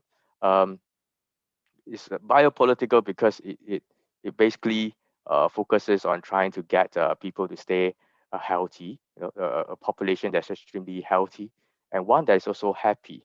To make sure that happens, there are strict COVID measures at domestic tourism sites. And domestic tourism is used as a way to both articulate the demand for travel for pleasure and also to sustain the local and national economy in a sense to help some of this to recover as well. Of course, inbound tourists are kept out in the whole scheme of these things. And another thing that I observe would be that within the Greater Bay Area that I do my research in, and I have the fortune or misfortune to be living in right now, I think more fortune, we see rapid urbanization happening alongside with the growth of urban leisure and also people traveling for some of these shorter haul urban leisure, which could be something that may become a main response to this post-COVID era. If I can conclude by reflecting on some of these things, place, the journal, and people, here it is. So I think the interdisciplinary nature of geography allows us to really enjoy doing tourism research because, and I think that also ties in with my own personal biography.